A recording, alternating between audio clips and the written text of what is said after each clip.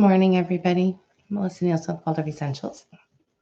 Menu stacking is something that I started doing, probably about 2 years ago. So what is menu stacking? Menu stacking is this ability to make your menu like really work for you.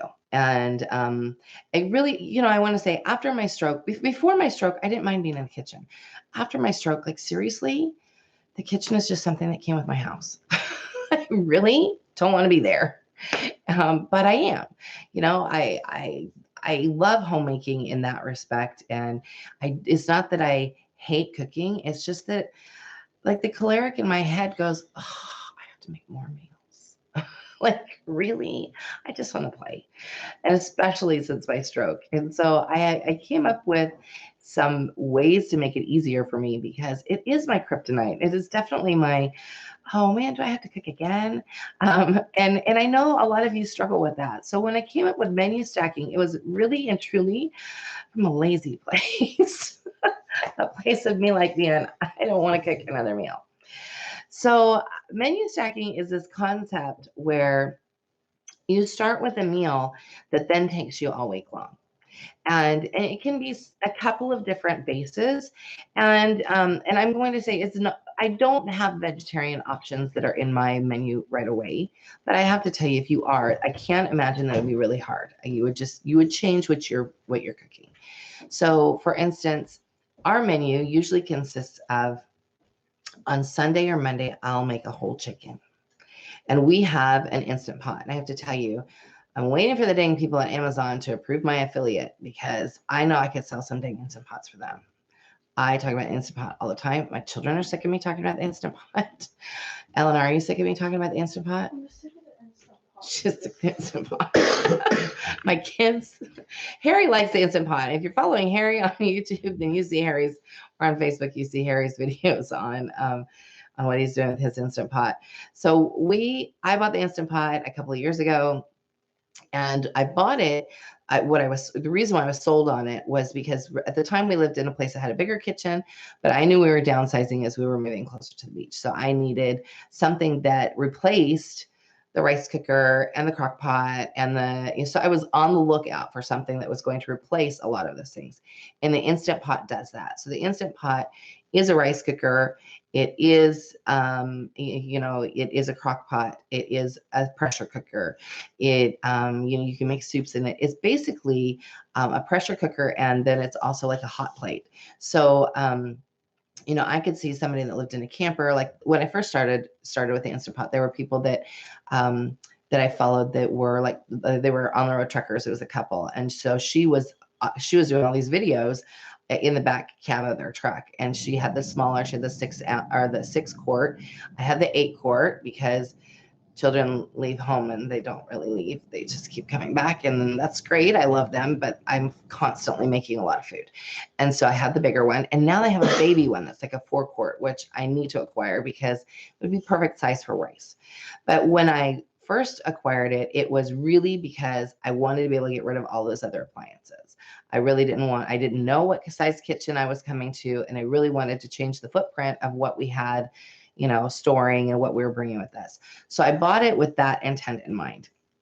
And oh man, I had no idea what I was walking into because I use it all the time, like almost every single day, to the point where I have a second insert because, I'm constantly cooking something in it. So again, on Mondays, like if you're going to stack your menu, I just wanted to give you a little Instant Pot background. On Mondays, if you're going to stack your menu, you want to come up with a meal that you can utilize in different ways all week long. So the two that come to mind the most for me are a pot roast and a whole chicken. So you've got your whole chicken. One of the reasons why I love the whole chicken is because we're going to be, making bone broth from it. So we use that broth then all week long. So we start with a whole chicken on Monday. And on Monday, we make the whole chicken, and usually I'll make a rice or pasta side dish or vegetables or whatever it is. And we are gluten-free, so I use a lot of Barilla gluten-free pasta. That's our pasta mainstay, and that's actually like the best one that I've ever found. So it's a little bit more expensive sometimes, but really like to use that one. Adding the vegetables in and everything. So we've got this chicken, and then our sides. That's Monday. We buy a bigger chicken. We have, like I said, we have the 8-quart Instant Pot. So I buy a bigger chicken. And usually the chicken, I can find a good organic or at least a hormone-free chicken, for like less than $12, $13. And so that's like feeds us the whole week. So I get the chicken on Monday. We cook it Monday. Eric debones it on Monday. And usually there is way more than what we're going to eat in that meal. So he debones it, and then I take that carcass and it goes back in the Instant Pot with about 4 to 5 cups of filtered water and some seasonings. And then it goes in the Instant Pot. I put it on about 180 minutes, and I make bone broth. And I put a little apple cider vinegar in there. It helps sort of leach more out of the bones. And it goes, and it's making my bone broth. And so that bone broth then is going to be used in another meal. We'll take the chicken, we're going to eat it on Monday night, and then there's going to be leftovers from it. There's generally enough leftovers because we buy the bigger birds. There's generally enough leftovers then to have tacos or fajitas or some other chicken dish on another night during the week. So when I'm making my menu, I'm keeping this stacking idea in mind. I'm keeping in mind that we are going to be using it the rest of the week. So again, Monday, we may have the whole chicken and some pasta. Tuesday, we might have fajitas from that. And I really like La Frontera. Is that the brand? La Frontera fajita mix. Because yes, it is. They tend to be, better sourced, and you can get them at the natural food store. But if you have your own way to make fajitas, then great, then you do that. And if you do, will you share a recipe with me? Because I cannot find one that I really like. So I will make that. I will take that chicken that's left over after that meal, and if it's only enough for fajitas, I will actually put it in a container with the mix and stick it back in the fridge. And it's got even more time, because it's once meat is cooked, it doesn't marinate as well, obviously, because it's already been cooked. But if you let it sit in there overnight, it does get a lot. It sort of soaks in. So then we will have that in there. And Lennon asked a question here. She said, I'd love to hear from any viewers that are doing vegetarians. The one thing that came to mind, Lennon, for me was if you had a vegetable stock and you were making beans maybe, and then having that stretch all week long, or because we do a lot of vegetarian things with our Instant Pot. I just was really thinking about how we do, because we do a lot of paleo stuff too, as far as like meats. And that's really what got me going on it, was how we were going to be able to bring enough protein to our family in that way. So I would love to hear if you send me some of your favorite menu ideas that you are already working on. I will help you stack them, because I think that stacking is so helpful. So again, chicken on Monday. Tuesday, maybe we're having fajitas or something else that we're doing with that chicken. It's usually fajitas, just easy and fast. And then on Wednesday, I'm either making tomato soup from the chicken stock, or a chicken noodle soup, or I might make some black beans and use that soup base. So I'm using that again on a third night. If I'm making tomato soup or chicken noodle soup, I generally make enough so that then we can eat it for at least one more dinner and generally one more lunch. So by Friday, that chicken that we started with on Monday has fed us almost every day that week. And we did it even when when we had Harry here and he was eating a whole lot more. It was we just bought bigger birds. You can also do it with I was thinking about this the other day. You could do it with some bone-in beef that you then use. And I was thinking about it with a pot roast. You could use it as a pot roast, and then you could take the leftover pot roast and shred it and do shredded beef. The other things that we've done in our Instant Pot, and this isn't stacking so much as it is just cooking big, that lasts all week long, especially if you're in the mode of like figuring out how you can do lunches for the whole week. I love to make barbecue chicken in the Instant Pot. So for that, I don't use the whole chicken. I just use thighs. And you can usually find organic thighs at Costco for about $24 for the package of 3. There's like 3 in that package, right? Like Yes, 3. And I, for this, I usually use about, I usually use at least 2 of those packages for this. But you could use all 3 if you've got a bigger family and you want it to make it go longer. So I will cook them in the Instant Pot with some really good barbecue sauce that's no corn syrup, gluten-free barbecue sauce, or make your own, cook them. You just want to make sure that there's at least 1 cup of liquid so that your Instant Pot doesn't blow up. It needs to have enough liquid in it to create the steam. So, I'll make that on one day, and it will usually last us the whole week. So, but we've eaten that on several different things. I have kids that eat that on rice. We've eaten that with the Hawaiian king rolls are like really the best, but they're not gluten-free. So while the gentlemen in our house can enjoy those these days, Soraya and I can't. So, finding some good gluten-free breads or some other ways to enjoy those things is really like the topic of what we're doing a lot of now that we're doing more gluten-free stuff. I have to say that we have, we've sort of perfected this over at least the last year or two. And it really, really reduces my time in the kitchen. It reduces my meal making time, not just because the Instant Pot is an amazing piece of equipment, but just because we do the stacking piece that generally tends to really pull us out of the kitchen. And we can make things like when we make fajitas, we can make that last a lot longer. Like definitely it's usually a meal and then a lunch. Especially if I turn around and I make rice in the Instant Pot and I make some Spanish rice, then that can go with it as well. And so it makes it stretch a lot farther. And I'm just all about not wanting to be in the kitchen right now. Yeah, I saw this towel there's a little shop down here that is like a little touristy shop. It's something like my kitchen is just a room that came with my house, and that's kind of how I feel.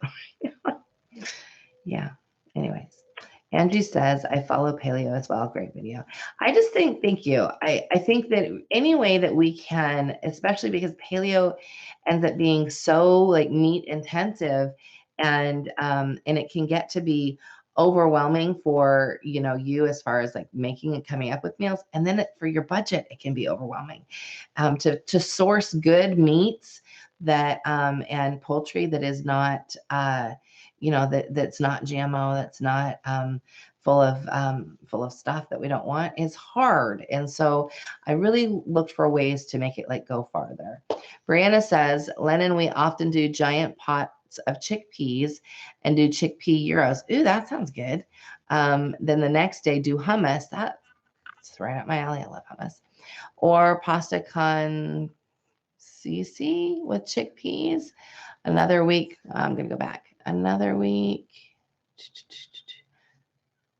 we'll use a different bean, kidney beans to do chili. I think, see that's a great way. That's a great way to do stacking for vegetarians. That I didn't even think about chili because we would make that too, and that's a great way.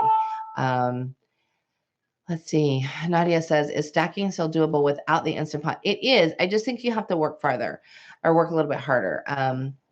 And the Instant Pot isn't available where you live. Dang it. I'm sorry. But I totally would buy one if they were. I think this is an amazing machine. So yes, it would be definitely doable. The way you would do it, you would have to use a crock pot or a slow cooker. And even though you don't have the Instant Pot, if you had, Nadia, I don't know if you have access to any kind of electric, my brain just totally, pressure cooker. That was the word I was looking for. Any kind of electric pressure cooker, I think would do. But no, I think that you could definitely do the same things with, say, a crock pot.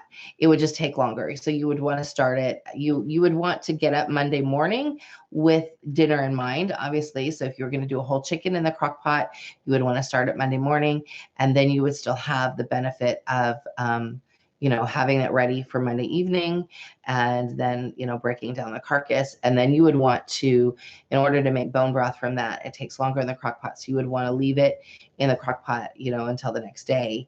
I've done that before. I did that before we had the Instant Pot with regards to like making bone broth. So, definitely you would want to work on it from just going to take a little bit longer, but it's definitely doable.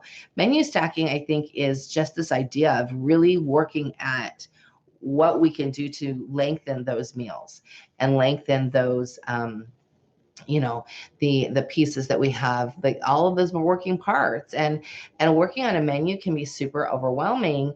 And it's something that I talk about on a regular basis, as far as like, it needs to be part of your rhythm. And especially if your rhythm is a mess, go back and look at your menu, because not having a menu in place, unless you're planning on eating out every night, even if you are, you still got to plan it. And so like really having that menu piece in place is super helpful. So when you are when you're coming up with trying to get your rhythm sorted and in a good place, I always tell families, you need to have 2 to 3 weeks of menus done, like done, written, and in the can, so it's easy for you to pull. And then you have to like be ahead of the shopping for that. So if you have those menus already done, you can pull it and you can, get the shopping done, and you've got it. And then you don't have to worry about what you're making for dinner. You don't have to worry about what people are eating for lunch, because you've got it all planned out already. So menu stacking totally helps with the lunch situation too, because you're always sort of ahead a little bit, because you have some food from the night before. And yes, you might be using it this night, but you can portion out what you need. Usually when we do it with a big chicken, it feeds us for 2 or 3 meals after the initial meal, if you can get a big enough bird. And like I said, that's one of the reasons why I like the 8-quart. We fit a whole dang turkey. Was it at Christmas? Was it Christmas or Thanksgiving? We put a whole turkey. It's like somebody gave us this whole turkey. And I was like, what in the heck? I've never cooked a turkey. I'm 45 years old, never cooked a turkey before, because somebody always cooked it for me. And I thought, how in the heck am I cooking this thing? And we had to cut off one of the breasts because it was a really big turkey. But we cut off one of the breasts and I threw that in the freezer. And then we cooked the rest of the turkey. I mean, it was a big bird in the Instant Pot, and it was perfect. It was absolutely perfect, because it gave us the same menu stacking, only we had bird for a long time. A long time, like a week or more. That was a lot of turkey. You can do the same thing. You make turkey broth. You can, make turkey soup then from that. You utilize the turkey breast for lunch meat. You can do all of those same things, and it just goes farther. So really, menu stacking is just this idea of really looking to make your menu go farther, and it helps you out so much in the kitchen, especially if you've got allergies, especially if you are looking at a special diet like paleo or anything like that. So you want to really plan that out and have it together. Angie says we do a lot of boiled eggs, fruits and vegetables for lunch. Yep. I think it's great and easy and fast, and it's super helpful. Let's see. And you can serve it with rice too for heartier appetites. Yes, rice can go a long way. And I have to tell you, the thing about rice in the Instant Pot is it's done in like 4 minutes. I mean, it has to come to pressure, but still it's done in like 4 minutes. And so I love the Instant Pot for that. So I really want the little 4-quart one, because then I can just have one for that. Brianna says, my husband hates the idea of boring repeated menus. I'm reinstituting them, and I've assured him he'll have more sex if dinner is faster. That's really good. Mm-hmm. That's good, Brianna. It is. If dinner is faster, yes.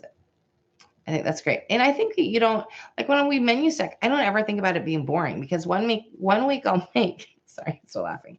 One week I will make chicken noodle soup or chicken and rice soup, or, and the next week I will make tomato soup. And tomato soup is like, goes so far, and we make tomato and rice one week, and I'll make tomato and pasta one week. I make a German noodle that I can't make right now because of the gluten issue, but we make tomato soup and spätzle on a regular basis too. Let's see, what else does she say? Tess says 2 to 3 weeks. So do you prep for that?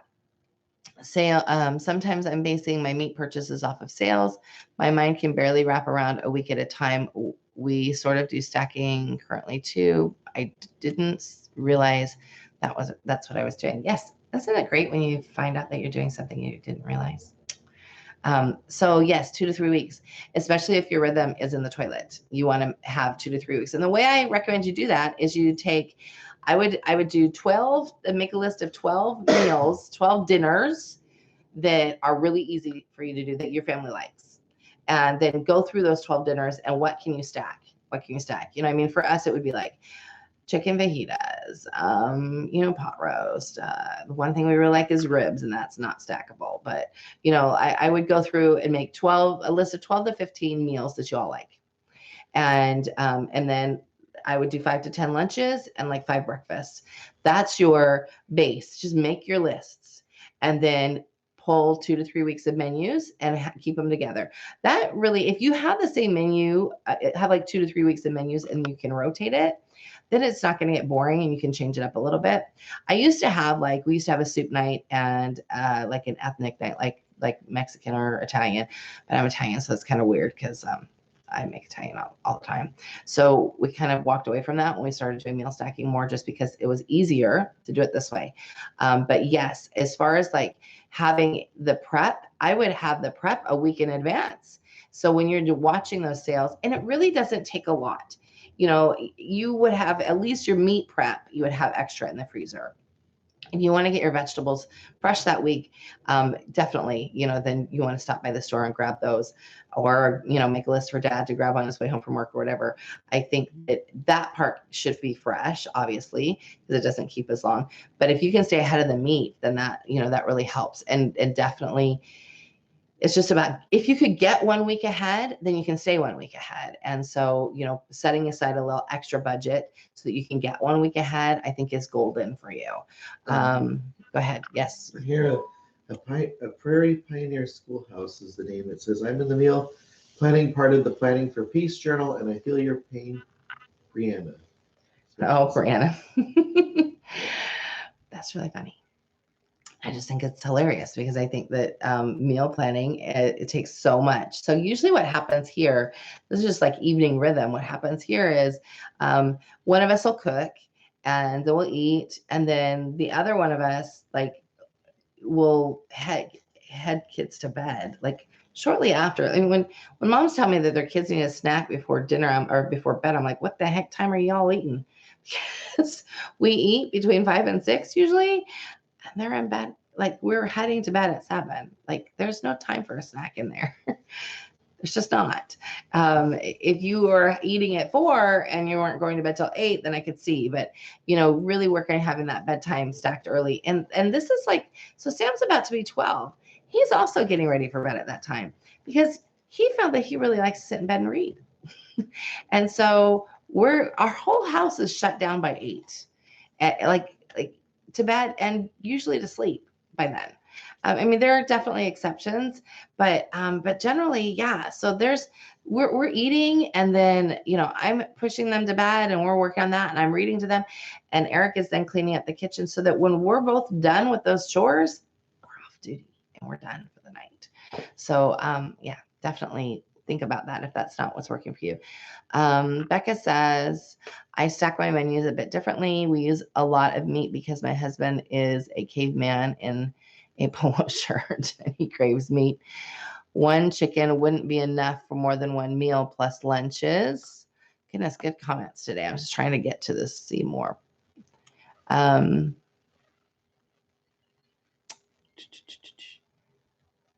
Plus lunches the next day. I wonder how big your chicken is, Brianna. Or not Brianna, but Becca. I would get bigger chicken and a bigger Instant Pot.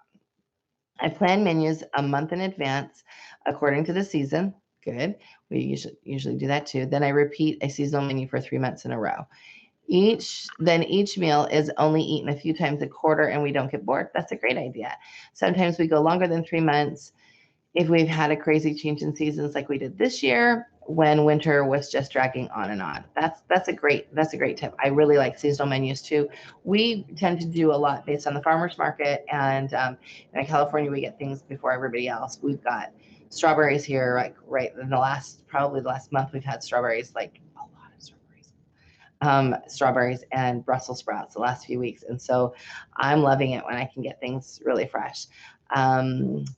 Jennifer says, Tess, you could have a week plan each type of meat you typically get. That's a good idea. That's a really good idea, so that if you see that pot roasts are on sale, then you have a week's plan that you're stacking with just the pot roast, or a week's plan that you're stacking with the whole chickens.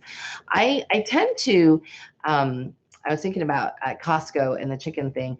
I was buying whole chickens at Costco, and I think that's an okay thing to do, like the whole organic ones. I'm finding that often Ralph's, which is a Kroger brand, so Ralph's, Fred Meyer, Smith's, I think there's other Kroger brands, but they tend to be cheaper on a whole chicken basis, and you get a bigger whole chicken sometimes than you do at Costco. I need to do earlier bedtimes. Yes, ma'am, you do. Set you free. Brianna says, yes. She's thanking Becca. This is brilliant. Okay, I'm so glad. Does anybody else have anything else they want to share? I think it's a really good topic. And I really think we could do a workshop on just menus. But, I have to tell you, that is really what helps the rhythm. When you know what you're eating, it takes so much of a load off for breakfast, for lunch, for dinner. And then if you know what snacks you're having, and snacks don't have to be like snacks here. I'm like, oh, go cut yourself a dang apple. It doesn't have to be this big deal. We just really have to think about it. And then there's the next level. The next level, of course, would be an incredibly conscious menu of you're taking it from, and most of us are pretty conscious, but you're taking it from here's the menu idea to then making sure that it fits all of your desires with regards to health and nutrition. And so that really is it's just the next step. And so making it like really fit for your family. Julie says, I've had success with stacking as long as I plan out hitting the grocery store twice a week so the veggies make it to the end of the plan. For sure. Like I tend to, because our farmers market is on Wednesdays, I tend to like plan the menu out and save the things that I know I'm going to need those fresh veggies for at the end of the week. And that's super helpful here. Jennifer says, I chop my veggies. You guys are great. All these comments this morning. I chop my veggies for the week, the ones that I will keep in advance, and it saves a lot of time for cooking. It does. Excuse me. The pre-prep really helps a lot. Eric likes to make homemade pizza, and we do a lot of pre-prep when it comes to that, because otherwise he'd be in the kitchen for 3 hours. And Becca says, yes, a workshop on menus would be awesome. I hate meal planning and grocery shopping and need fresh motivation. I will keep that in mind. I hadn't thought about that until this morning. I think that that meals and menus is something that you go, like I have to do this. It's something you have to do. Yes. You might as well enjoy it, right? Might as well enjoy it a little bit. Angie says, so with the bone broth, I freeze in ice cube trays. That's a great idea. Then often for lunch or breakfast, I cut in or zoodle fresh vegetables and kind of make instant ramen. That's a great idea. I use the bone broth a lot. A lot. We use it for just about everything. If I'm going to make any kind of ramen-ish dish, even if I'm going to use the ramen noodles, I'm going to use my own bone broth. I don't use the stuff that's in the packet. I mean, it's nasty for one, but even if you have a good one, it's still better to cook in the bone broth. So I use the bone broth for rice, and I use the bone broth for all kinds of bases for other foods as well. So it goes a long way. But my favorite is I make a homemade tomato soup with the bone broth from the week, from that week. And I use about 4 to 6 cans of organic tomato sauce, and just make it all from scratch. And it is an amazing soup. Some butter, a little bit of spices. Nina says, I like to use frozen vegetables. Yes, that's another great way when you need to, for sure, that I am cooking and buy lots of fresh greens. However, I plan on growing my baby greens because I don't like them going to the store either. Yeah, good point. There's another one. Grocery shopping is a big deal for us. Once a week, the kids and I go all together and have lots of fun, but I end up buying so many snack foods. I don't shop with my kids. I just don't. She said she ends up buying a lot of snack foods, and I'm starting to suspect my son has a gluten allergy. And I have to tell you, the reason, like, we've always been low gluten, but the reason why Soraya and I are doing the gluten-free thing right now is because she's got this lovely rash right here, and I think that's where it came from. We go to Disneyland a lot, and so we end up taking sandwiches that we can eat in line over there. And I generally don't, because we've been doing sourdough for years. Sourdough doesn't seem to bother her or myself, and we were already gluten-free on the pasta end. But, like for Disneyland, I'm like, well, candy bread, which is really, not horrible bread. I tend to still buy better candy bread, but it was full wheat. It was not sourdough broken down. And after 2 times of going and having extra candy bread laying around that then everybody wants to eat, yeah, now she's got this rash. So no gluten for her or me for a while.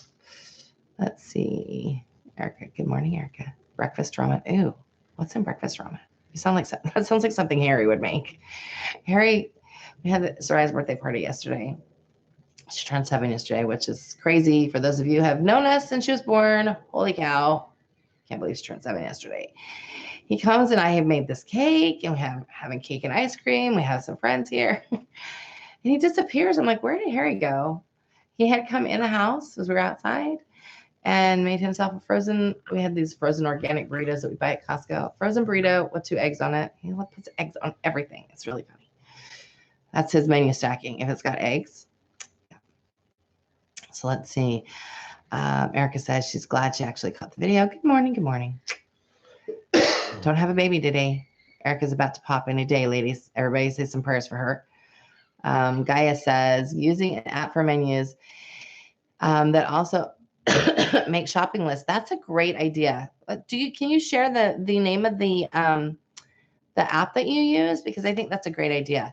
Then I can send my list directly to the grocery store for them to put it together. That's a great idea. It's a great idea. Thanks for that tip, Gaia. I would love to know what app you're using for sure. We tend to use Google Keep just to make the grocery list, as then it can go between Eric and I, or Evernote. We use Evernote too. We haven't used that for grocery lists in a while. Brianna says, I'm going to post some photos of materials I've made to help me with meals. Sure, we'd love to see that. I don't use it all still, but need to reinstitute it.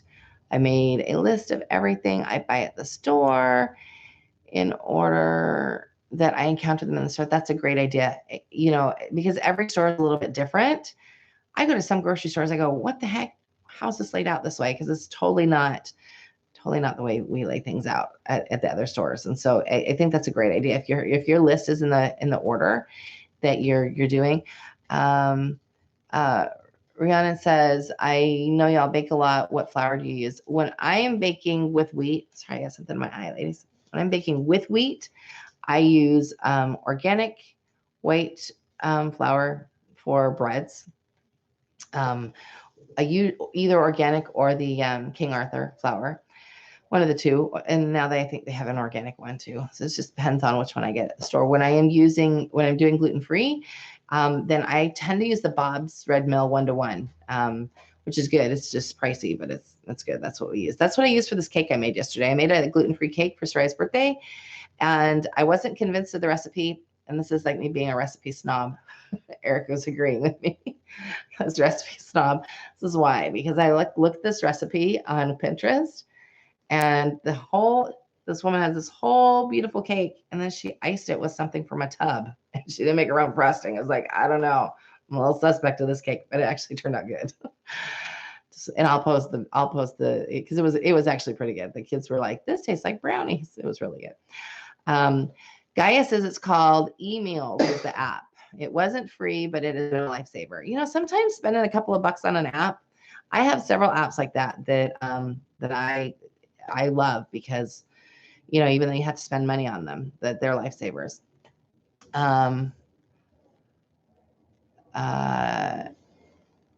So Becca wants to know if Brianna shops at Aldi's. What's really funny is Eric remembers Aldi's when he was on his mission in Ohio. They had Aldi's there. Did you say they had an Aldi's here that you saw? Yeah, there are some here now. Huh. Like, well, there's one in the National City. There's a few. I took the kids. That's in really one funny. a few months ago. It's a little nostalgia. She says, Becca Joyce says she does the same kind of grocery list and she laminates it and then use a dry erase marker. That's a great idea too. Great ideas, ladies. Let's see. Rachel wants to know, does anyone know of an app that helps with gluten-free, soy-free, nut, cows? Oh, dairy-free. That's a hard one. That's a really hard one. I hate shopping and trying to meal plan with food allergies. You know, we were dairy-free and gluten-free when Harry was little. It was definitely harder. Those were in the Stone Ages when there was not a whole lot that was around. I made a ton of stuff from scratch. My big kids, they sort of like to think that they didn't actually eat like this, but they ate. I did mung bean sprouted patties, so I would take mung beans and sprout them, and then I would put them in the Bosch. That was before I had a Vitamix. Put them in the Bosch and make like a paste. And then I would add, we were able to use spelt flour. So we used some spelt flour and then I fried them up. And they like to pretend that they didn't eat those because they're like, I can't believe you made us eat that. But they ate them and they loved them. They were great little patties. So I tried to do things like that that were quick and easy. And if you can find a good base, honey, of quick and easy, like things that you guys like, it'll make it a lot easier. But when you're trying to go through it the first little time, it's hard. Like poor Soraya, like she's like, does this have gluten? Does this have gluten? Does this have gluten? I'm sorry for her. But Harry's like, I feel your pain. He remembers going through it. Lennon says, I'm a huge einkorn fan. You know what? I forgot about them. They are good too. They're not gluten-free, but I don't have a problem with them. I haven't tried them since we've been doing the gluten-free thing, but I really like them. I like they have a wide egg noodle that we've used. I really like that. I've used that in my chicken noodle soups. And, of course, when you're making a chicken noodle soup, you have to add the noodles at the end, but definitely really like the einkorn stuff because I really feel like there's not a reason, and I know people are going to argue with me, but our bodies are made to eat gluten. They're just not made to eat it in the quantities that our culture likes to eat it. And so I really struggle with this idea that we have to be gluten-free forever, although some people for sure have to be gluten-free forever. But I do think that there's this way that we can do it in a better way. And so when I know that our situation was like the tipping point was the candy bread. We were keeping it all under wraps. But I have to tell you something else. I have had no joint pain since I got rid of gluten about 2 weeks ago. Yeah. Anyways, going through here. Rhiannon says, I grew up vegan and my dad would send us to school with alfalfa, sprout, and tofu sandwiches. That's like the old school way. A while back, I was bragging to my friend how she grew up like me, would never trade our food with other people. She said, yeah, because no one would trade with us. That's funny. That's really funny. Great conversation, you guys. Does anybody else have any other thoughts? Do you have any other comments over here? Here, no. All right. I think we're going to wrap it up.